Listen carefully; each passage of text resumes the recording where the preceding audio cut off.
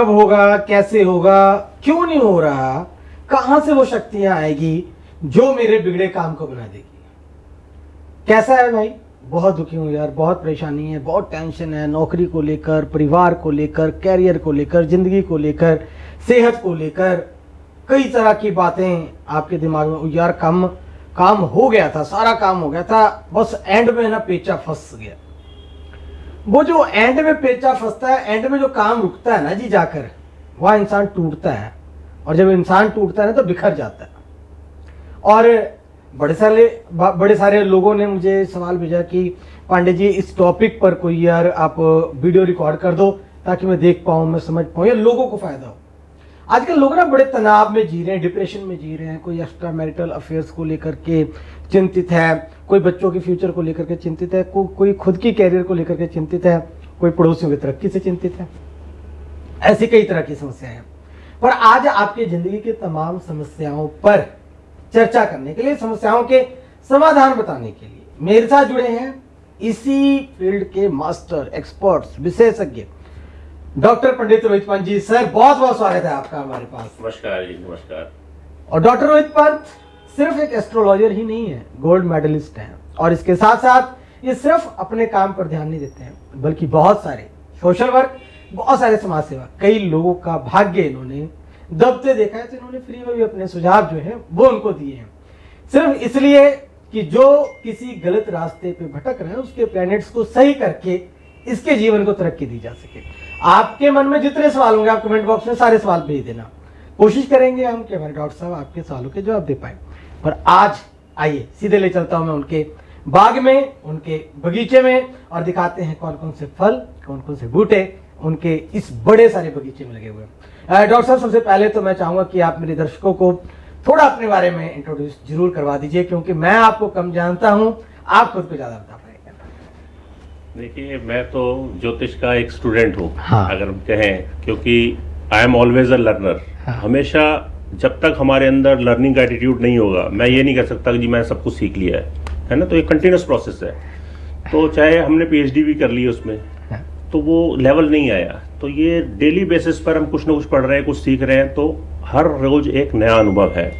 वैसे मैं अगर आपको बताऊं तो मैं बीटेक हूँ इंडस्ट्रियल इंजीनियरिंग में, मैं एमबीए हूँ मटेरियल्स मैनेजमेंट में। क्या बात है। मैं सर्टिफाइड लीन प्रोफेशनल हूँ, सर्टिफाइड क्वालिटी मैनेजमेंट प्रोफेशनल हूँ। ऐसे मैंने बहुत सारे और कोर्सेज और डिग्रीज की थी, और मैंने 27 ईयर्स इंडस्ट्रियल इंजीनियरिंग फील्ड और मैनेजमेंट फील्ड में लगाए हैं, अलग अलग क्षेत्रों में। हाँ जी। अरे वाह। और 76 कंट्री, 76 कंट्रीज में घूमा हूँ। अरे वाह जी वाह, क्या बात है, बहुत सुंदर। तो बेसिकली क्या है, मेरा कहना यह है कि ज्योतिष को एक सही परिप्रेक्ष्य में, एक सही पर्सपेक्टिव में लोगों तक पहुंचाना। हाँ। क्योंकि मैंने अपना टैगलाइन भी ये रखी है, ट्रांसफॉर्मिंग लाइफ थ्रू अवेयरनेस। क्या बात है ना। तो हम अगर ज्योतिष, लोग कहते हैं स्यूडो साइंस है, मेरे हिसाब से स्यूडो साइंस नहीं है, प्योर साइंस है।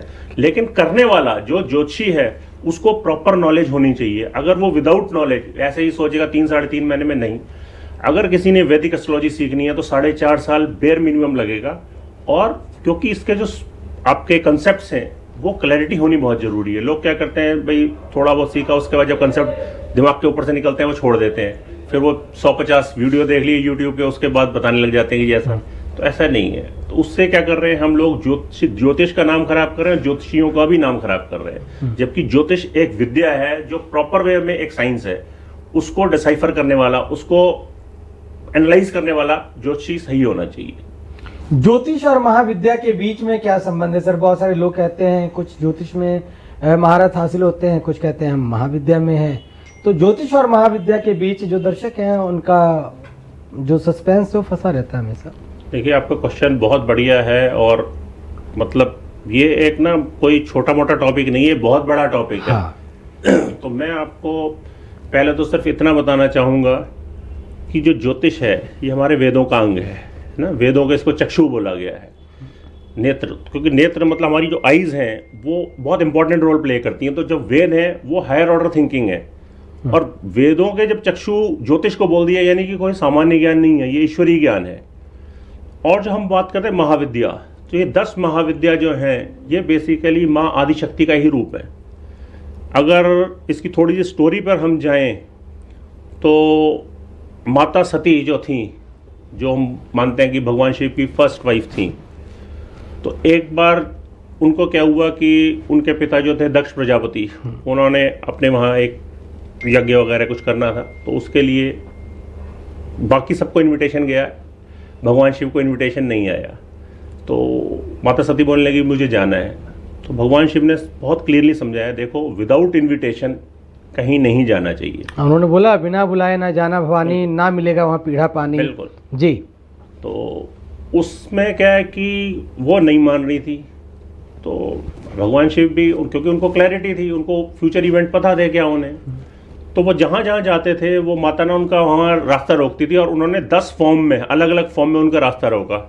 जैसे माँ काली की फॉर्म में, माँ तारा की फॉर्म में, माँ भुवनेश्वरी, माँ मातंगी, माँ भैरवी, माँ छिन्नमस्ता, माँ बगलामुखी, माँ मातंगी, माँ कमला, ऐसे अलग अलग जो 10 फॉर्म थी उनमें उन्होंने उसका रास्ता रोका। तो उन्होंने कहा ये कौन है? कहते ये मेरे ही रूप है, सारे रूप प्रकट हो गए, फिर उनमें आ गए। तो भगवान शिव समझ गए, कहते ठीक है अब तुम्हारी मर्जी, तुम जाना चाहती जाओ। तो वो आगे की आपको स्टोरी पता है कि वहाँ जाके क्या हुआ, फिर दक्ष प्रजापति का वो मतलब सिर कटा गया, सब कुछ हुआ। तो अल्टीमेटली यही होता है कि अगर कहीं नहीं बुलाया जाए तो मत जाओ। क्योंकि संस्कृत का एक श्लोक भी है, अनाहूतः प्रविशति अपृष्टो बहु भाषते अविश्वस्ते च विश्वस्ति मूढ़चेता नराधमा, कि जब तक बुलाया ना जाए तब तक आप मत जाइए, जब तक आपसे बोला जाए, पूछा ना जाए, तब तक अपनी सलाह मत दीजिए, और जिस चीज पे जो विश्वास करने योग्य चीज ना उस पर विश्वास मत कीजिए। जो ये करता है वो मूर्ख और नीच व्यक्ति है। बहुत सुंदर, बहुत सुंदर। अच्छा डॉक्टर साहब, हम जानना चाहेंगे कि कुछ लोग अपने कैरियर को लेकर के बहुत चिंतित नजर आते हैं, कुछ लोग अपने बच्चों के भविष्य को लेकर बहुत चिंतित नजर आते हैं, कुछ लोग अपने सेहत को लेकर बड़े चिंतित नजर आते हैं, और कुछ लोग जो हैं अक्सर उनके काम जो बनते काम होते हैं बिगड़ जाते हैं कुछ अंतिम पल पर जाकर के। ये सब घटनाक्रम क्यों घटित होता है? देखिए, अगर हम ज्योतिष के हिसाब से ये सब चीज़ें देखें तो हमारा जन्म किसी पर्टिकुलर डेट को हुआ है, किसी पर्टिकुलर टाइम में हुआ है, किसी पर्टिकुलर प्लेस में हुआ है ना। वो क्यों हुआ है, उसी के हिसाब से हमारा जो बर्थ चार्ट को लग्न चार्ट या असेंडेंट चार्ट कहते हैं वो फिक्स हो गया है, वो चेंज नहीं होता। बाकी ट्रांजिट में और दूसरे प्लैनेट चेंज हो रहे हैं, लेकिन वो चेंज नहीं होता। वो क्यों बना है कि हमने अपनी पास्ट लाइफ में, हमें नहीं पता हमने कितने जन्म लिए थे पहले, तो अलग अलग जन्मों में हमने कोई ना कोई कर्म किए थे।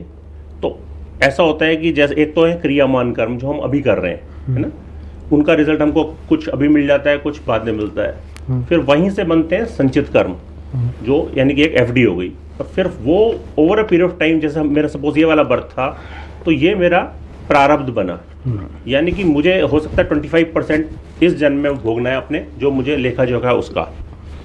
तो वो जो हमने किया, यानी कि अब वो प्री डिसाइड हो चुका है कि मेरे लाइफ कैसे जाएगी, मेरी जर्नी कैसी रहेगी, वो एक तरह से ऑलमोस्ट प्री डेस्टिन्ड है। तो किसी को हो सकता है संतान नहीं मिलती है, किसी को हो सकता है कि बिजनेस में इशू आता है, किसी को क्या कहते हैं आप ये देख लीजिए कि उसकी शादी नहीं हो रही है, मैरिज बहुत डिले हो रही है, या होती है तो टूट जाती है। तो ये सब चीज़ें आपकी बेसिकली पुराने हिसाब किताब से ही आप लेकर आए, यानी कि वो एक डेबिट क्रेडिट बैलेंस है। जैसा हमने पहले किया था तो वही बैलेंस को हम कर रहे हैं, उसी के हिसाब से हमारी लाइफ चलनी है ना। तो कर्मों का लेखा जोखा, बिल्कुल कर्मों का लेखा जोखा है। और जो ये ग्रह हैं जिनको हम नवग्रह कहते हैं, 7 आपके ग्रह हैं और 2 को हम छाया ग्रह कहते हैं, राहु केतु। ठीक है। ये they are just like IAS and IPS officers.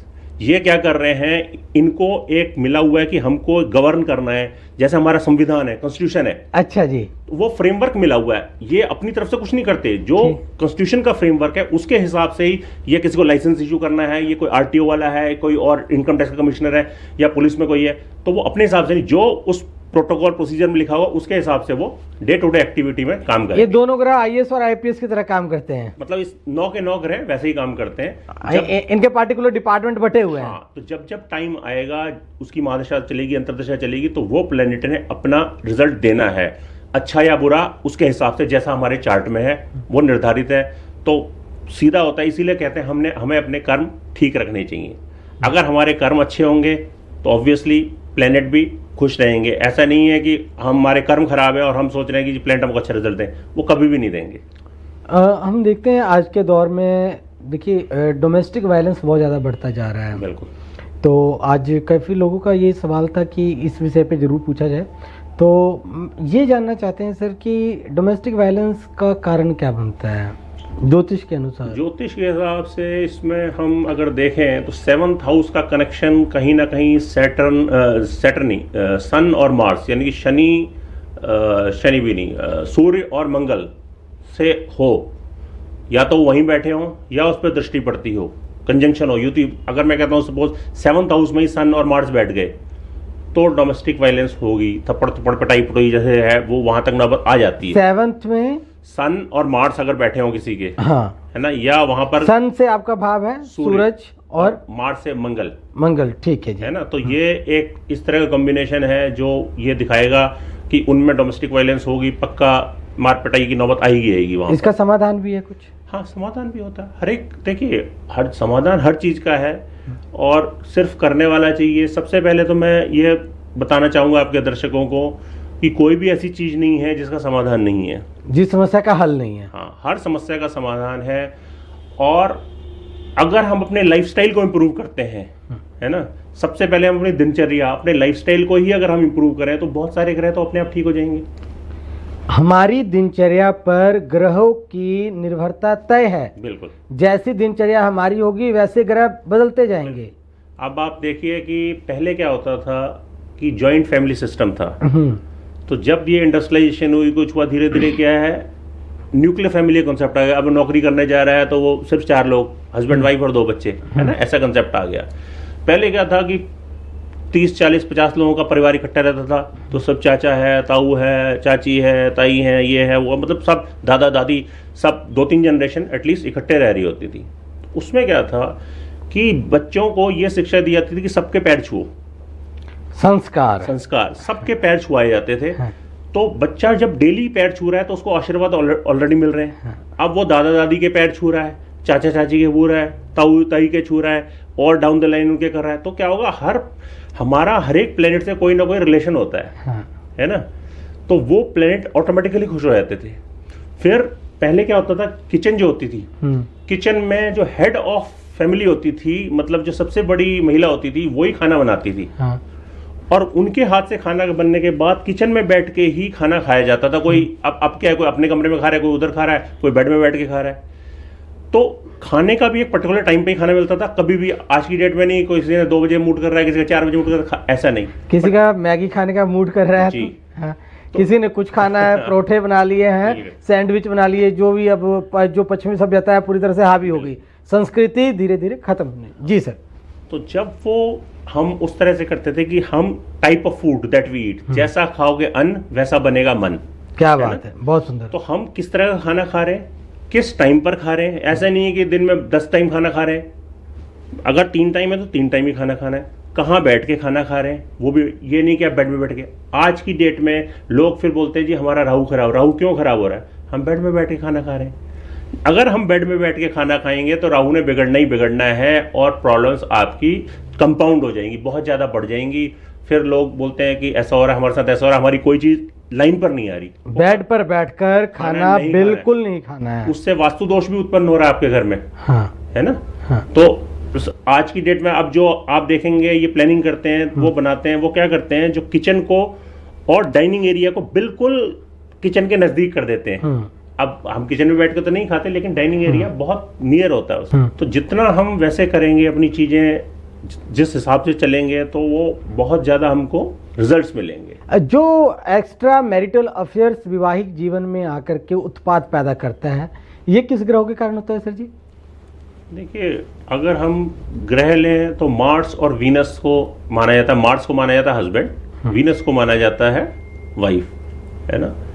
तो प्लेनेट तो देखिए, सारे प्लेनेट कहीं ना कहीं अपना रोल अदा करते हैं। आप चार्ट में स्पेसिफिकली आपका कौन सा प्लेनेट कहाँ पर है वो एक अलग चीज़ है।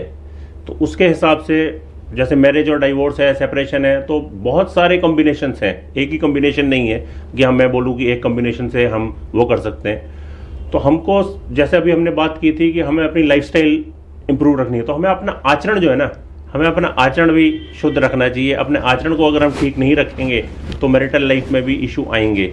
अब जो हम बात करते हैं मोबाइल की, ये मोबाइल राहु है ना। तो ये राहु है, और राहु ने क्या किया, ये हमारे बेडरूम से लेके बाथरूम, सारे घर ऑफिस सब जगह है। नहीं अच्छा मैं रोक रहा हूँ, लोग तो शौचालय में आधा आधा घंटा एक एक घंटा मोबाइल लेकर बैठे रहते हैं, तो उनके ग्रहों पर कोई फर्क पड़ेगा कि नहीं पड़ेगा? डेफिनेटली पड़ रहा है सर, डेफिनेटली पड़ रहा है, और उनका राहु बिगड़ रहा है इससे। राहु और शुक्र दो ऐसे ग्रह हैं इस कलयुग में जो आपको नेम फेम पैसा सब कुछ दिलाने में सक्षम है, और जितना मिलकर सारे प्लैनेट नहीं दिला सकते, अकेला राहु दिला सकता है, और बहुत लिमिटेड बहुत कम पीरियड में हो सकता है। जैसे आपको कोई नहीं जानता सब वो शहर में, मुझे नहीं जानता, 3 महीने में ही मुझे सारे लोग जान लिया। और ग्लोबली ये नहीं है, देखिए अगर सूर्य है तो आपको कहीं का स्टेट का वो बना सकता है, IAS IPS ऑफिसर बना सकता है, हो सकता है MLA MP तक बन जाओ। लेकिन राहु एक ऐसा प्लेनेट है जो आपको ग्लोबल फेम दिला सकता है, पूरी दुनिया में लोग आपको जानेंगे। और अगर आपने अपना राहु खराब कर लिया तो क्या होगा, उसके नेगेटिव रिजल्ट्स मिलेंगे आपको, चाह के भी आप कुछ नहीं कर पाओगे लाइफ में। ये खराब किन गलतियों के कारण होता है सर, ये भी जरूर हमारे दर्शकों को बता दें। देखिए खराब तो एक तो हमारे चार्ट में ही खराब है, दूसरा जैसे ही हमने बताया कि हमारी लाइफस्टाइल है ना, हम सुबह उठ रहे हैं। अब लोग क्या करते हैं जनरली कि रात को 2-2:30 बजे तक पब में घूमे, इधर घूमे उधर घूमे, फिर वो आएंगे घर। अब वो सुबह जल्दी तो नहीं उठ सकते, जो आदमी 2-2:30 बजे वहां घूम रहा है तो हम एक्सपेक्ट नहीं कर सकते वो 4 बजे उठ जाएगा। अब वो 10 बजे उठता है, 11 बजे उठता है। अगर मैं उसको उपाय बता दूं, जी आपने सुबह उठ के नहा धो के ब्रह्म मुहूर्त में ये उठना है, नहाना धोना है, और जो सूर्य उगता हुआ सूर्य है उसको आपने अर्घ देना है। अब वो देंगे 11 बजे अर्घ, तो 11 बजे अर्घ देने का तो फायदा ही कोई नहीं है ना। हम जब अगर 4 बजे उठ गए, हमने नहाया तो 4 नहीं, चलो 4:30 उठ गए, 5 उठ गए, वहां तक भी नहा धो के जब सूर्य उग रहा है उस टाइम हमने उसको अर्घ दिया तो हमको उसका बेनिफिट मिला। मैं थोड़ा रुक रहा हूँ सर, आपको उगते सूर्य को अर्घ देने के पीछे एक बहुत अच्छी मानसिकता थी कि व्यक्ति सूर्योदय से पहले उठेगा, स्नान ध्यान करने के बाद सूर्य के उदय होते हुए जब वो अर्घ देगा तो एक ना पॉजिटिव विचारधारा, उगने की, प्रकाशित होने की विचारधारा व्यक्ति के मन में प्रफुल्लित होती थी। अब लोग ना उगते सूर्य को देखते हैं, उगते सूर्य को अर्घ देना तो कोसों दूर की बात हो गई है। जी सर बिल्कुल ठीक कह रहे हैं। और मैंने जैसे कंसल्टेशन किए हैं अपने कुछ, तो जब मैंने उनको बताया, मेरे पास कई लोग ऐसे आए जिन्होंने मतलब वो इतने डिप्रेसिव स्टेट ऑफ माइंड में थे, बहुत ज़बरदस्त डिप्रेशन में थे, और कुछ तो ऐसे थे इवन सुसाइड भी कमिट करने की कोशिश की थी उन्होंने, और कुछ मतलब बच गए। तो वो आए थे, तो जब उनको मैंने सिर्फ एक ही बात बोली, मैंने उनको उनका डेली रूटीन पूछा, तो मैंने उनको सीधा बोला, देखिए मैं कोई जादूगर नहीं हूँ, मेरे पास कोई चमत्कार नहीं है, मैं सिर्फ आपको अवेयर कर सकता हूँ, मैं एक ज्योतिषी हूँ, मैं आपका फ्यूचर देख सकता हूँ, तो मैं आपको बता सकता हूँ कि ये इवेंट ऐसा होगा, ये होगा। चेंज आपको अपने आप करना है ना, आपके बिहाफ पे मैं कर्म नहीं कर सकता। हाँ, कर्म आपको खुद ही करना, कर्म आपको खुद कर, मैं सिर्फ आपको रास्ता बता सकता हूँ, ये बता सकता हूँ कि ये चीज़ ऐसे होगी, या कुछ ये मेरे को दिखाई दे रहा है तो ये। अब कुछ लोगों को मैंने कुछ इवेंट बताए थे, तो उस टाइम वो कहते जी ऐसा तो है ही नहीं। फिर बाद में मेरे को कॉल आया कि सर ये आपने लिखा था और ये तो बिल्कुल ही ऐसा हुआ है। तो वो क्यों हो रहा है कि देखो हम अपनी तरफ से नहीं कह रहे हैं, हमको चार्ट में जो उनके प्लैनेट जो इंडिकेट कर रहे हैं हमने उसके हिसाब से बता दिया उस टाइम उस आदमी को नहीं। लेकिन 2 साल 2.5 साल बाद जब वो पीरियड आया, वो सिचुएशन वैसी बन गई कि वैसा काम होना है ना। लोग सर बहुत सिंपल सी बात है कि लोग ये सोचते हैं कि ज्योतिष के माध्यम से जादू टोटका किया जाता है, लोगों को वशीकरण लोगों का किया जाता है, किसी को बस में कर लेना, किसी के पति को या किसी की पत्नी को, किसी की बहन को या किसी के किसी रिश्तेदार को, किसी मेहनती व्यक्ति के दिमाग को भटका देना, गलत मार्गों पे ले जाना, कुमार्ग पे ले जाना, ये इन सब के पीछे ग्रह काम करते हैं। कितना सत्य है ये सर? आपने जो प्रश्न पूछा है थोड़ा सा मैं आपसे 2.5-3 मिनट चाहूँगा। बिल्कुल लीजिए, पूरा लीजिए, क्योंकि दर्शकों का जो मन की भावनाएं और उनके सवाल हैं वो क्लियर होने जरूरी हैं। जी सर। तो मैं आप दर्शकों के लिए मैं माँ बगलामुखी के कवच से उनकी स्तुति करने जा रहा हूँ, और अगर वो इसको सुनेंगे, नित्य प्रति इसको सुनेंगे, तो उनकी बहुत सारी प्रॉब्लम्स अपने आप एलिमिनेट हो जाएंगी। ठीक है, तो मैं अब स्टार्ट करता हूँ। जय माँ बगलामुखी, जय माँ पीताम्बरा।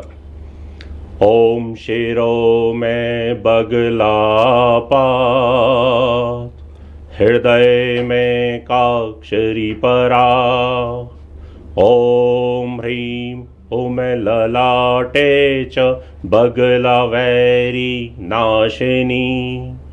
गदा हस्ता सदा पात, मुखम में मोक्षदायिनी। वैरी जिह्वाधरापात, कंठ में बगला मुखी, उदरम नाभिदेशम च पातु नित्यं परात् परा, परात् परतरा पातु मम गुहं सुरेश्वरी, हस्तो चैव तथा पात्, पार्वती परिपातु मे, विवादे विषमे घोरे, संग्रामे रिपु संकटे, पीतांबरधरा पातु सरेवां शिव नर्तकी, श्रीविद्या समयं पात, मातंगी पूरिता शिवा, पातु पुत्रं सुतां चैव कलत्रं कलिकामं, पातु नित्यं भ्रातरं मे पितरं शूलिनी सदा, रंध्रे हि बगला दिव्य कवचमन्मुखोदितं, नावे दयममुख्याय सर्वसिद्धिप्रदायकम्, पठनाद्धरणादस्य पूजनाद्वाञ्छितं लभेत्, इदं कवचं ज्ञात्वा यो जपेत् बगलामुखीं, पिबन्ति शोणितं तस्य योगिन्यः प्राप्य सादरः, वश्च चाकर्षणे चैव मारणे मोहने तथा, महाभय विपतौ च पठेद् वा पाठयेत तु यः, तस्य सर्वार्थ सिद्धि स्यात् भक्ति युक्तस्य पार्वती। जय माँ बगलामुखी, जय माँ पीताम्बरा। जो आपने बात की थी कि वशीकरण, मारण, मोहन, स्तंभन, उच्चाटन सब कुछ पॉसिबल है, पर अगर आप माँ बगलामुखी की ये सुन भी लेते हैं तो ये कोई चीज़ आपके ऊपर प्रयोग नहीं हो पाएगा। जय हो। ये तो आपने हमारे दर्शकों के लिए बहुत अच्छी बात कह दी ब्राह्मण देव, उनके लिए बहुत यूजफुल जो चीज़ है वो आपने बता दी। इसके लिए हम भी आपके आभारी रहेंगे और शायद हमारे दर्शक भी आपके आभारी रहेंगे। मैं तो ये कहता हूँ कि हो सकता है संस्कृत में लोगों को उच्चारण सही ना हो, ना बोल पाएँ, तो वो सिर्फ इसका श्रवण मात्र कर लें, अपने लैपटॉप अपने मोबाइल पे चला के रखें, तो उनके घर में जो नेगेटिव ऑरा है नहीं होगी, पॉजिटिविटी आ जाएगी। अगर कोई नेगेटिव एनर्जी है भी तो वो डिस्पेल हो जाएगी, चली जाएगी कुछ दिनों में वहाँ से, अगर कंटिन्यूस कर रहे हैं तो। किस नाम से सर्च करेंगे ये भी बता दीजिए थोड़ा। ये माँ बगलामुखी कवच। कवच, ठीक है ना। तो एक चीज़ सर और है कि ज्योतिष किसी व्यक्ति के स्वास्थ्य को तंदुरुस्त रखने में कितना अपना रोल प्ले करता है? बिल्कुल करता है, डेफिनेटली करता है। जो हमारा लग्न है, असेंडेंट जिसको कहते हैं, वो सबसे पहले तो स्ट्रांग होना चाहिए। अगर उसकी डिग्रीज कम है तो ऑब्वियसली कहीं ना कहीं इशू आ सकता है ना। ऐसे ही जो 8th हाउस है, 8वां भाव, यानी कि फर्स्ट हाउस में और 8th हाउस में जो प्लेनेट होंगे तो वो उनसे रिलेटेड बीमारी ये हमने देखा गया है कि जरूर होती है नेटिव को। तो अगर हमारा लग्न एसेंडेंट स्ट्रांग है, लग्नेश स्ट्रांग है, तो कई बार प्रॉब्लम आती भी है लेकिन वो ओवरकम कर लेता है उसको। लेकिन जिसकी लग्न की डिग्री या लग्नेश की डिग्री कम है, वो कमज़ोर हैं, तो ऐसे लोगों को मतलब शारीरिक रूप से कष्ट और उनका सामना करना पड़ता है, उनके लिए प्रॉब्लम्स आती हैं। तो वो अलग अलग तरह की चीज़ें हैं, अलग अलग उपाय हैं, वो करके सब कर सकते हैं जिससे इशू ना आए। जो युवा पॉलिटिक्स में या राजनीति में जाना चाहते हैं उनके लिए कौन सी ग्रह का मजबूत होना जरूरी है? देखो, पॉलिटिक्स में ग्रह तो सभी इंपॉर्टेंट हैं, लेकिन जो राहु है वो ये माना जाता है कि अगर 10th हाउस में हो, दशम भाव में हो, तो दशम भाव का राहु आपको बहुत सारी चीज़ें दे सकता है और पॉलिटिक्स में बहुत ऊंचाइयां प्रदान कर सकता है। अच्छा। हाँ जी, आप देखेंगे कई ऐसे पॉलिटिशियंस हैं जिनका 10th हाउस में है। Basically 10th house Rahu even ये भी है कि अब कई बार लोग मेरे से पूछते हैं मेरा लाइफ पर्पस क्या है, हाँ, है ना। हाँ। मैंने जन्म क्यों लिया है? तो हमें कुछ नहीं करना, हमें सिर्फ ये देखना है कि राहु कौन से हाउस में उसका। अब जैसे आपने 10th हाउस की बात की, हाँ। तो 10th हाउस का राहु क्या कह रहा है, उसकी एक अधूरी इच्छा रह गई थी पिछले जन्म में कि उसको एक अच्छा पद, अच्छी पोजीशन लेनी थी, वो नहीं बन पाया। तो इस बार उसका राहु 10th हाउस में इसीलिए आया है कि भाई आपने अपने करियर को प्लान करके ऊंचाई पे पहुंचना है। आप देखेंगे जो 10th हाउस का राहु होगा, या तो बड़ा इंडस्ट्रियलिस्ट होगा, या कोई बहुत अच्छी पोजीशन पे होगा, या हो सकता है जाना माना नेता भी हो। वो इसीलिए आया है 10th हाउस में राहु बेटा। हाँ, कोई अपना जान के एफर्ट ना करे, कुछ ना करे, पहुंचे ही ना, वो एक अलग चीज है। बट आपको राहु को देने आया है वो चीज। हाँ। वो कह रहा है कि तुम करो, एफर्ट करो, मैं तुमको पहुंचाऊंगा। Idea plus action equal to success. बिल्कुल। आपके पास आइडिया है, आपने एक्शन ही नहीं लिया तो आइडिया खत्म हो गया। ग्रह आपके भविष्य में है, आपके कुंडली में है, और आपने उसका प्रयोग ही नहीं किया, तो फिर आप कैसे सफल होंगे? जी सर। जैसे हम स्मार्ट गोल्स की बात करते हैं, हाँ। है ना, स्पेसिफिक होने चाहिए हमारे गोल्स, मेजरेबल, रियलिस्टिक, हाँ। टाइम बाउंड, हाँ। है ना, और अचीवेबल होने चाहिए। अगर वो है ही नहीं तो हम अपने गोल्स पूरे कर ही नहीं पाएंगे। ऐसे दौड़ रहे हो, आपको पता ही नहीं है आपने करना क्या है। लाइक आपको आपकी लाइफ की डायरेक्शन मिल गई, अगर हम उससे सिंक हो जाएंगे। जैसे हाँ। है कि अब गियर चल रहे हैं जी, अब वो कड़कड़ की आवाज आ रही है जी, एक एक आपने लुब्रिकेशन कर दी तो बिल्कुल स्मूथली वो कर रहे हैं। तो ज्योतिष क्या कर रहा है, आपको आपका लाइफ पाथ बता रहा है, वो बता रहा है अगर हम उस रास्ते पे चलेंगे तो हम, जैसे मैं कहता हूँ मैं ज्योतिषी हूँ, एस्ट्रोलॉजर हूँ, तो मैं एक तरह का जीपीएस हूँ।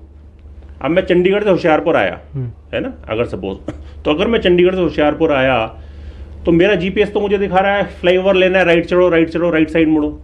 तो मैंने क्या किया, गाड़ी लेफ्ट साइड मोड़ दी।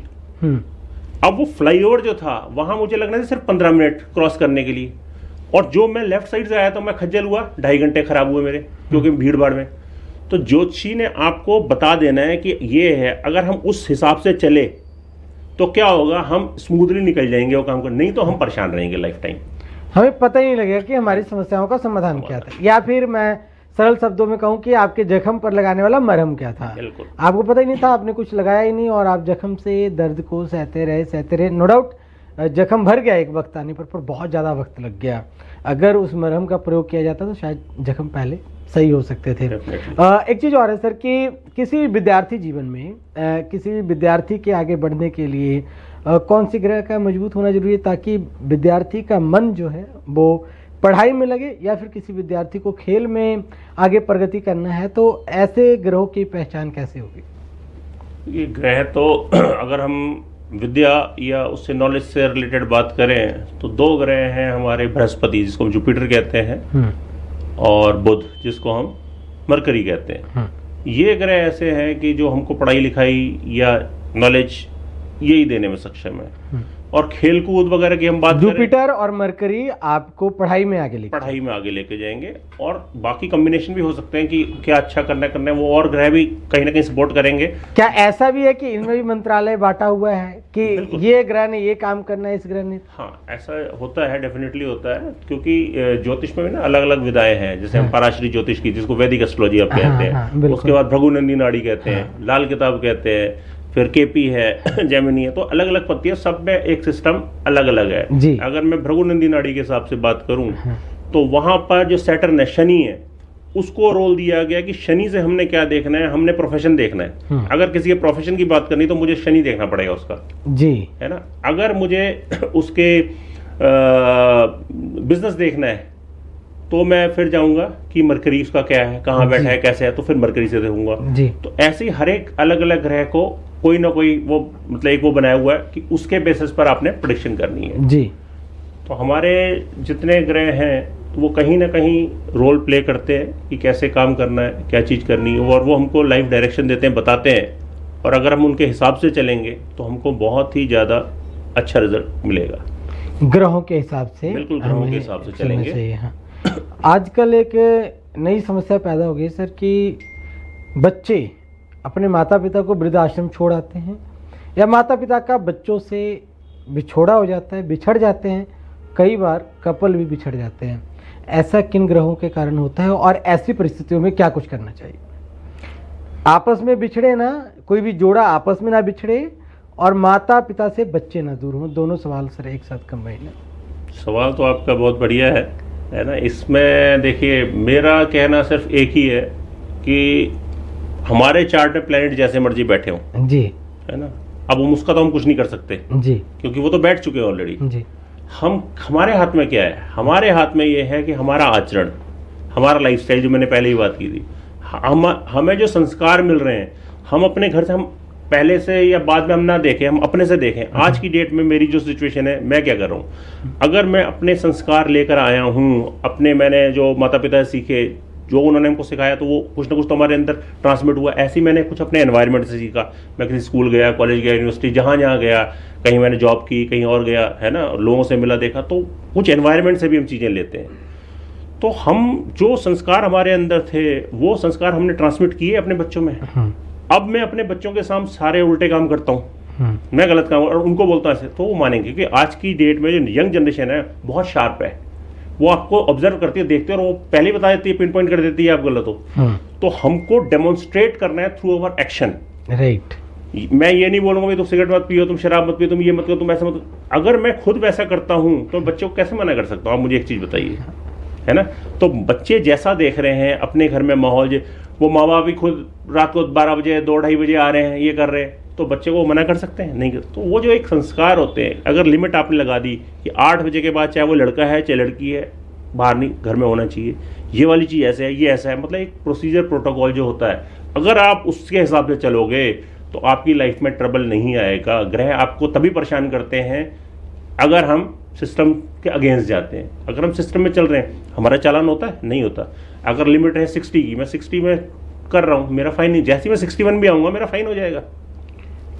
अगर रेड लाइट जंप की, अगर मैं रेड लाइट जंप नहीं करता हूँ तो नहीं, रेड लाइट जंप की मेरा फाइन होगा ना। मैंने सीट बेल्ट नहीं लगाई तो मेरा फाइन होगा। तो ग्रह क्या है, ग्रह उसके हिसाब से बंधे हुए हैं, प्रोसीजर प्रोटोकॉल के हिसाब से, वो उसके हिसाब से ही आपको रिजल्ट देंगे। एक और चीज़ है, कई बार लोगों को जो पता लग जाता है कि उनका ये ग्रह बहुत मजबूत है, फिर भी वो काम करते करते अचानक सफल होते होते वो असफल होते हैं, गिरते हैं ऊपर से नीचे। ऐसा क्यों होता है सर? देखिए, ग्रह आपका बहुत अच्छा है आपके चार्ट में, एक चीज है, सिर्फ उसी ग्रह ने नहीं करना, उसको लेके बाकी चीजें भी आपकी एक्शन में आ रही हैं, है ना। जैसे अभी हमने बात की थी कि जब तुमको हमारा गोल क्लियर नहीं है, हमारा विजन क्लियर नहीं है, अब मैं एक से दूसरी जगह जा रहा हूँ, ए पॉइंट से बी पॉइंट, ज्योतिषी तो आपको बता देगा कि भाई साहब इस रास्ते में कीले हैं, आप यहाँ से आपकी गाड़ी पंचर हो जाएगी, तो ये ऑल्टरनेटिव रूट ये है। अब उसके बाद भी वो आदमी अगर उसी रूट से जाएगा तो उसकी गाड़ी पंचर होनी है। राइट। तो जैसे ज्योतिषी ने कोई उपाय बताया है तो वो हिसाब किताब लगा के बताया कि क्या चीज कैसे होनी है, राइट, है ना। अब आप इवन एक बहुत बेसिक सा मैं आपको बताता हूँ, लोग बहुत मजाक उड़ाते हैं इस चीज पे कि जी वो शादी ग्रह मिलान करके की थी, फिर भी ऐसा हो गई, है ना, टूट गई हो। तो उसमें ज्योतिषी की गलती नहीं है। ये जो सिस्टम बना हुआ है गुण मिलान का, आज नहीं हजारों वर्ष पुराना सिस्टम है जी। वो सिस्टम क्या कहता है, वो सिस्टम कब एप्लीकेबल था, इसमें हम बोलते हैं देश काल परिस्थिति जी। तो मैंने उसमें एक पात्र भी ऐड कर दिया, देश काल पात्र और परिस्थिति।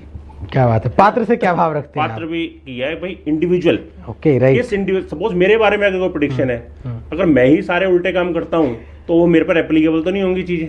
फिर चाहे 36 के बजाय 72 गुण मिला लीजिए जी। तो उसमें क्या होता था कि जब हमारा पुराना सिस्टम क्या था, उसमें जो लेडीज होती थी वो घर का काम संभालती थी, और जो ब्रेड अर्नर होता था वो हस्बैंड होता था कि वो व्यापार करेगा या जॉब करे, नौकरी, वो करता था पैसा, और वाइफ घर का काम संभालती थी। वो आमदनी करके लाएगा, आमदनी को मैनेज कैसे करना है वो धर्मपत्नी का काम है, वो विभाग बटा हुआ है। बिल्कुल।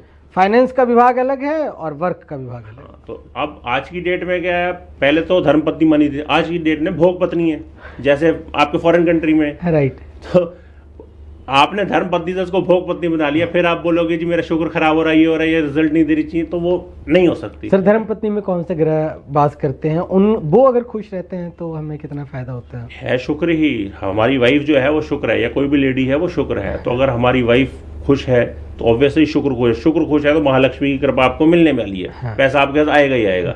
ये एक बेसिक सा फंडा है। जिनके घरों में क्लेश है ये, तो आप देखोगे वहां पैसे की तंगी कमी हो रही है। पत्नी पर हाथ उठाना, हाँ, डंडा चलाना, प्रताड़ना, गलत बात बोलना, कई बार वैसे नहीं, कई बार फिजिकल टॉर्चर नहीं करते, मेंटल टॉर्चर ही करते हैं, हाँ। है ना। तो हाँ। किसी भी रूप में आप, जिन घरों में वाइफ खुश नहीं है या वो खुश नहीं है लेडीज, तो वहां क्या होगा, एक नेगेटिव एनर्जी आने लगेगी। तो वो नेगेटिविटी धीरे धीरे आपको डाउनफॉल की ओर ले जाती है। आपकी तबाही में आपका अपनी पत्नी को इज्जत ना देना, बिल्कुल, या पत्नी के साथ कलेश रखना, ये बहुत बड़ा रोल प्ले कर रहा है। क्योंकि अगर हम अपने लग्न चार्ट को देखेंगे तो फर्स्ट हाउस क्या होता है, सेल्फ का हाउस होता है। 7th हाउस हमारे पार्टनर का हाउस होता है, स्पाउस का, चाहे वो आदमी है या औरत है, दोनों वाइस वर्सा, तो 180 डिग्री पे आपस में है एक दूसरा, है ना, फर्स्ट हाउस, तो इनका लिंक है। तो अगर हम उसको ठीक रख रहे हैं तो ऑब्वियसली हम ठीक रहेंगे। 180 डिग्री के समानांतर ये दोनों हैं। और ये माना गया है कि हर प्लेनेट के पास 7th एस्पेक्ट तो होता ही होता है, 7वीं दृष्टि हर प्लेनेट के पास है। बाकी अलग अलग प्लेनेट्स का अलग अलग है, हम बोलें कि बृहस्पति, राहु, केतु, इनके पास 5, 7, 9 दो एस्पेक्ट और है, 5th और 9th एस्पेक्ट। मंगल के पास 4th और 8th एस्पेक्ट और है, यानी 4, 7, 8 है उसके पास। शनि के पास देखें तो 3, 7, 10 यानी कि 3rd और 10th एस्पेक्ट और है, बाकी सबके 7th एस्पेक्ट सबके पास है। तो 7वीं दृष्टि सबके, तो ये जो बिल्कुल आमने सामने है, तो आपस में एक दूसरे को वहां से देख रहे हैं, अगर कोई प्लेनेट बैठा देख रहा है तो उसका रिजल्ट जरूर मिलेगा। इसीलिए कहते हैं हस्बैंड वाइफ जब वो शादी हो गई तो उनके ग्रह मिल गए तो अब वो जॉइंट वेंचर में काम कर, हो सकता है कि एक की कुंडली खराब है लेकिन जब शादी हो गई तो कई बार उसको फायदा हो रहा होता है दूसरे को। क्यों फायदा हो रहा होता है कि उसके ग्रह भी उसके साथ जुड़ गए, वहां भी वो रोल प्ले करते हैं। क्या बात है सर, क्या बात है। एक और राज की बात बता दीजिए सर कि पत्नी की डांट से बचने के लिए किस ग्रह को मजबूत करना पड़ेगा? देखिए पत्नी की मैं तो ये तो नहीं कहूंगा कि डांट, क्योंकि अगर हम हिसाब किताब से चलते हैं, पत्नी को उसका दर्जा दे रहे हैं, पत्नी भी पति की उसके हिसाब से ही रिस्पेक्ट कर रही है, तो क्या होगा कि बैलेंस बना रहेगा।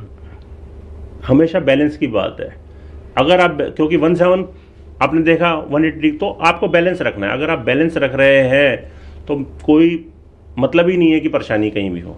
जहां बैलेंस बिगड़ा वहीं परेशानी स्टार्ट होगी। भले ये हास्यास्पद थी पर ये सवाल बहुत गंभीर है, दर्शकों को इसे आसानी से समझना पड़ेगा। सर कुछ सवाल हमारे दर्शकों का है, इनमें से एक का सवाल ये है कि कर्ज से मुक्ति के लिए क्या कुछ उपाय करना चाहिए?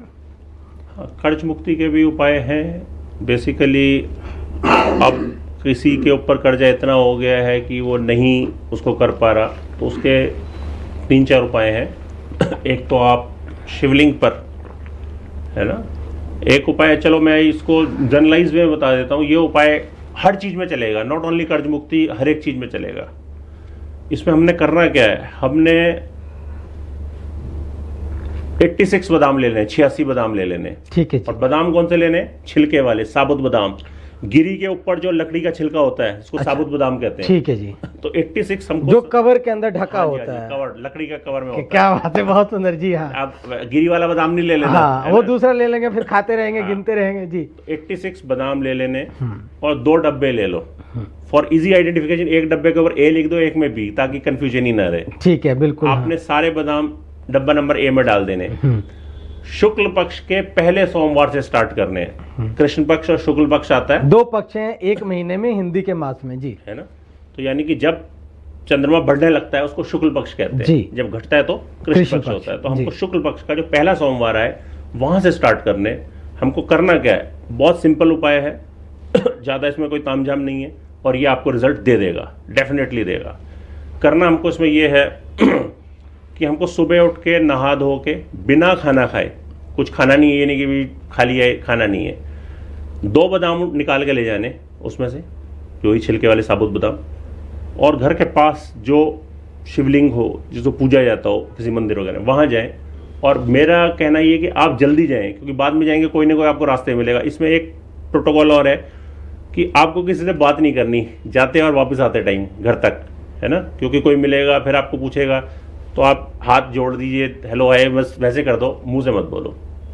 वहां जाके आपने शिवलिंग के आगे बैठना है और वो दोनों बादाम शिवलिंग पर रख देने और हाथ जोड़ना है, और आपने रुद्राष्टकम का पाठ करना है। वो है ना, नमामि शमीशान निर्वाण रूपम, वो वाला रुद्राष्टकम जो होता है वो आपको 2.5 मिनट करीब उसमें भी लगता है। तो और जिसको नहीं आता वो अपने मोबाइल में लगा के सुन ले, वहां पे चला दे। उसके बाद आपने हाथ जोड़ के अपनी जो इच्छा है, किसी भी तरह की इच्छा है, वो बोलनी है, डेली बोलनी है। और ये 43 डेज का उपाय है, एक दिन का नहीं है, ये बोलनी है। बोल लिया, उसके बाद आपने 1 बादाम उसमें उठा लेना है, 2 में से एक वहीं छोड़ देना है। ठीक है जी।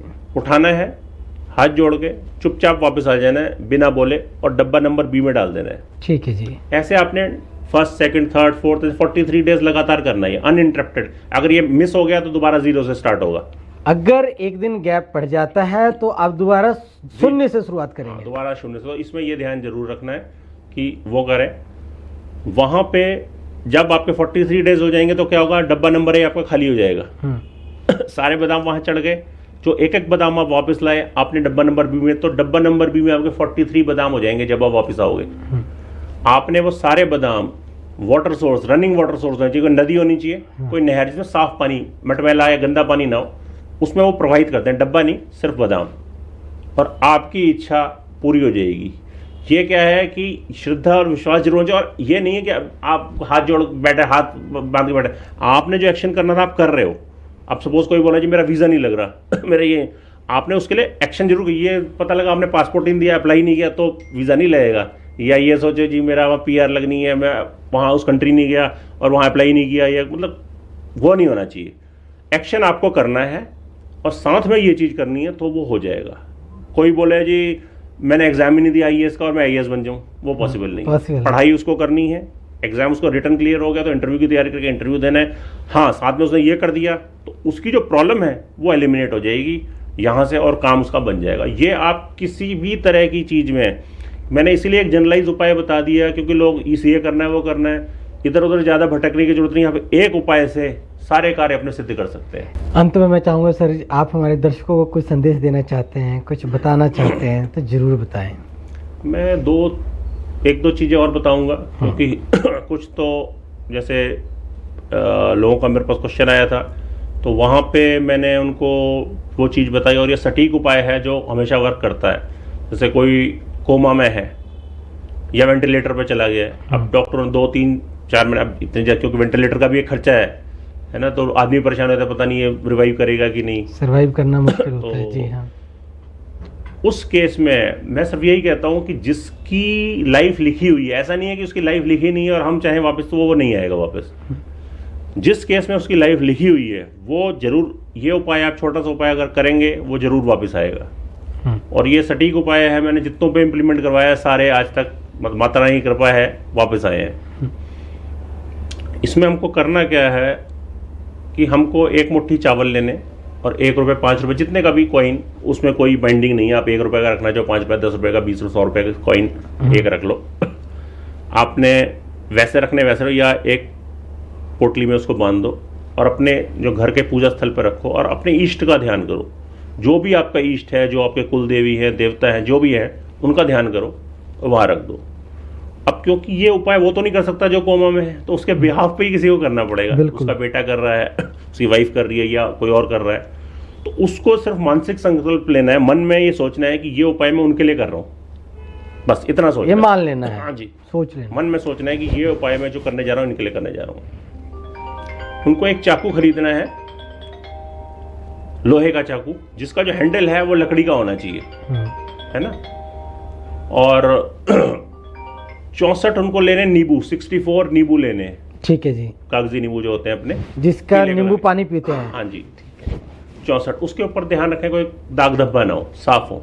ठीक है। और ये जो हम उपाय कर रहे हैं किसका कर रहे हैं, हम ये 64 योगिनियों का उपाय कर रहे हैं। अच्छा। जैसे हमारी षोडश मातृकाएं होती हैं, 64 योगिनियां, क्योंकि 64 योगिनियां ही कैपेबल हैं कि इस लोक से दूसरे लोक में, वो होता गया है, मैं आपको थोड़ा सा उसका बैकग्राउंड बता देता हूँ कि जनरली कई बार होता है जी पुलिस ने किसी को पकड़ लिया, ये कर लिया, अब वो उसको कोर्ट में पेश नहीं कर रहे हैं तो वो वहीं रहता है ना।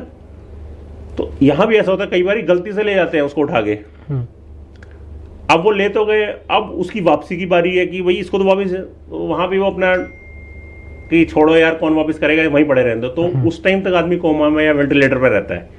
ये ऐसा नहीं कि वहां भी एरर हो सकता है, तो वो जो एरर हो गया तो उसकी वजह से आदमी को, पर इसमें ज्योतिष का किरदार है, रोल है इसमें। हाँ जी है, क्योंकि उसकी लाइफ लिखी हुई है और हमने, क्योंकि सशरीर कोई नहीं जा सकता वहां पे, तो इसीलिए 64 योगिनियों को हम एक्टिवेट करते हैं, उनसे प्रार्थना करते हैं, तो वो ही जाके उसके प्राण वापस लेके आती हैं। जैसे सत्यवान के प्राण सती ले आए थे। बिल्कुल बिल्कुल बिल्कुल। तो ये अब इसमें क्या है कि आपको मैंने बताया कि चाकू जिसका हैंडल लकड़ी का, जो लोहे के चाकू, हैंडल लकड़ी का, 64 नींबू लेने हमने पीले, है ना। हमने जाना किसी नदी के तट के ऊपर, रिवर बैंक पे जाना जहाँ मिट्टी गीली हो, वहाँ बैठना है। और इसमें भी सेम चीज़ है भाई, घर से वहाँ और वहाँ से वहाँ तक बात नहीं करनी किसी से, फ़ोन फान भी अपना स्विच ऑफ कर दो अगर आप जा रहे हो, क्योंकि किसी फ़ोन आप बात करोगे। तो वहाँ जाके आपने एक एक नींबू काटना है। ये नींबू काटा, उसको ऐसे क्रॉस कर देना इस साइड, टुकड़ा ये वाला टुकड़ा इधर, ये वाला टुकड़ा इधर, और उसी चाकू से थोड़ा सा हल्का सा, क्योंकि गीली मिट्टी होगी वो हो जाएगी, थोड़ा सा खड्डा किया और वो नींबू दबा दिए वहाँ पे। जो कटा वाला पोर्शन है वो नीचे रहना है और ऊपर ऐसे करके मिट्टी में दबाते जाओ। तो 64 के 128 पीस हो जाएंगे, सारे 128 पीस आपने दबा दिए। वो चाकू आपने वहीं छोड़ देना है, हाथ जोड़ने कि भाई ये जो मैंने उपाय किया है ये कारगर हो, और वो वापस आ जाए वेंटिलेटर या कोमा से। और आप आएंगे, अगर आपने दोपहर में किया तो शाम तक पता नहीं कर पाओगी, तो वो रिवाइव हो जाएगा बंदा, रिजल्ट आपके सामने आ होगा। जाएगा। और मैंने इसमें ये भी किया हुआ है कि भी थर्सडे के दिन 10:30 से लेकर 1:30 बजे के बीच में आप मेरे को कॉल करो, अगर ये मेरे से पूछना है विदाउट वो मैं फ्री बताऊंगा उपाय, मैं इसको कोई पेमेंट भी लूँगा कुछ नहीं, क्योंकि देखो पुण्य का काम है, कहीं ना कहीं हम वो है तो ठीक है। किस दिन और कब से कब तक कॉल कर सकते हैं, और कॉल का नंबर भी बता दें। थर्सडे 10:30 से लेकर 1:30 बजे के बीच में मेरा नंबर, इंडिया का नंबर है +91, जो बाहर से है वो +91 लगा सकते हैं, 6280964232। दोबारा रिपीट करता हूँ, +91 क्योंकि इंडिया का कोड लगेगा इसमें, 6280964232। तो इस नंबर पे आप करके ये, अगर किसी ने पूछना है कोमा में आगे को, तो ये कर सकता। और हाँ, एप्लीकेबल ये वहीं होगा जिसकी लिखी हुई है, क्योंकि हम वो नहीं कर सकते कि भाई किसी की लिखी नहीं है उसको हम नहीं दिलाते। वहाँ पर सिर्फ ईश्वरी शक्ति काम कर सकती है। जैसे एक पुराणों में हमारे वर्णन आता है, जो ऋषि मार्कंडेय थे, जो अब अष्टचिरंजीवियों में जिनकी गिनती होती है, एक ऋषि थे, उनकी पत्नी तो उनके कोई संतान नहीं थी, तो बहुत शिव भक्त थे, तो बड़ी उन्होंने पूजा पाठ किया, शिव की वो भक्ति की, तो भगवान शिव को उन्होंने प्रसन्न कर लिया। तो उन्होंने बोला कि भाई मुझे संतान चाहिए। तो भगवान शिव जानते थे, उन्होंने कहा भाई तुम्हारे तो हिसाब से है ही नहीं, प्रारब्ध के हिसाब से तुम्हारे संतान नहीं है। वो कहते प्रभु आप तो सब कुछ दे सकते हो। कहते चलो ठीक है मैं देता हूँ, बट एक लिमिटेड पीरियड है इसका, कि इतने साल उन्होंने बताई, इतने साल अगर तुम बोलते हो तो मैं दूंगा, उसके बाद इसकी डेथ हो जाएगी। तो अब उन्होंने कहा चलो दे दो, यहाँ तक तो दो। दे दिया। अब उन्होंने क्या संस्कार डाले अपने बच्चे के कि सबके पैर छूने, जो आए उसके पैर छूने। जैसे हमने पहले बात की थी, तो उन्हें पैर छूने की आदत डाल दी, क्योंकि जब हम पैर छूते हैं तो आशीर्वाद देता है, चिरंजीव हो, ये हो, है ना, आयुष्मान भव देते हैं। तो आशीर्वाद कहीं ना कहीं लगता है। और वो पहले की बात है, आज की बात तो है नहीं, कलयुग की आशीर्वाद फलित नहीं हो रहे, उस टाइम आशीर्वाद फलित होते थे। हाँ। और उन्होंने उसको भी शिव भक्त बना दिया, तो वो सुबह शाम ये वो करते रहते थे। अब जब वो टाइम आ गया, पर्टिकुलर टाइम आ गया, जब उसकी एज आ गई, तो यमदूत लेने पहुंचे। लेकिन क्योंकि वो शिव भक्ति में इतना ज़्यादा लीन था कि उसकी ऑरा इतनी ज़बरदस्त थी कि रेडिएट हो रही थी एनर्जी, तो उनकी तो हिम्मत ही नहीं पड़ी कि वो उसके पास आ पाए, फटक भी पाए। तो वो वापस चले गए। उन्होंने यमराज को कहा महाराज हमारे बस की तो है नहीं उसको लेके आना। तो क्यों? कह रहे वो तो बहुत मतलब एक एनर्जी होती है, तो इतनी एनर्जी उसके अंदर। कहते चलो मैं जाता हूँ। तो यमराज आए वहाँ पर, उसको बोला भी तुम्हारा टाइम हो गया चलो। वो शिवलिंग से लिपट गया। अच्छा है ना, मार्कंडेय जी जो ऋषि थे, तो इन्होंने क्या किया, अपना पाश फेंका यमराज ने, तो पाश शिवलिंग पे फंस गया। अब फंस गया तो फिर, क्योंकि वो तो महाकाल है, हाँ। तो प्रकट हो गया एकदम महाकाल पूरे उसमें। गुस्सा आ गया उनको बस, कहते भाई तूने मेरे भक्तों को कैसे वो कर दिया।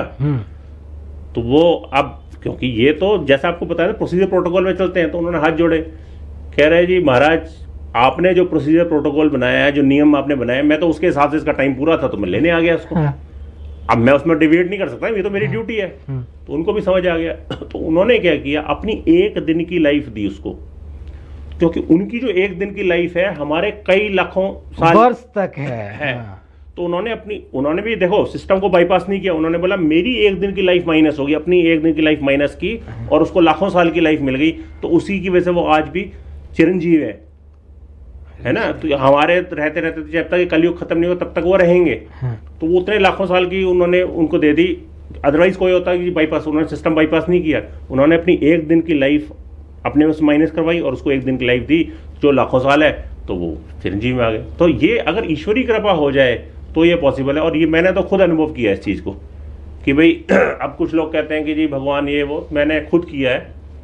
मैं आपको बताता हूँ, मैं कुछ लोगों को बताता हूँ तो मतलब उसको वो नहीं कर पाते कि वाकई मैंने 1996 से लेकर 2006 तक, क्योंकि 11 साल मैंने 2007 तक मैं स्वराज माजदा में था, जॉब की थी मैंने। तो हमारे कंपनी की बस 5 बजें चलती थी, तो बस लेके जाती थी हमको तो सुबह 7:10 पे मेरे गेट पे आती थी घर के, और शाम को 5:45 बजे छोड़ देती थी।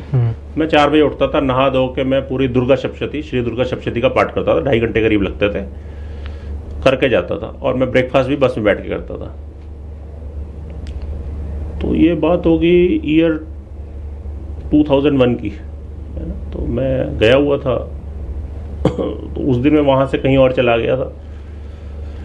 वाइफ भी जॉब करती थी, तो स्कूल में थी अपने, तो पेरेंट्स घर पे थे, तो उसको शुगर कराने लगे, उसने हाथ पैर सब टेढ़े कर लिए, बॉडी नीली पड़ गई बच्चे की, तो बॉडी अकड़ गई। तो वो लेके गए डॉक्टर को, कहते जी तो इमरजेंसी केस है, आप 32 सेक्टर में ले जाओ। तो गवर्नमेंट मेडिकल कॉलेज GMCH 32 में ले गए, तो वहाँ एडमिट कर लिया, इमरजेंसी में डाल दिया।